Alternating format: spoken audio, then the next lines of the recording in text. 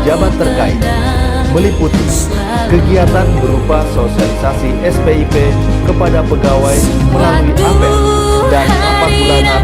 Demikian juga Pengadilan Negeri Makassar telah menerapkan whistleblowing system yang diinternalisasi kepada seluruh pegawai melalui apel atau BIMTEK atau sosialisasi tingkat kepuasan masyarakat terhadap pelayanan yang telah diberikan oleh unit pelayanan.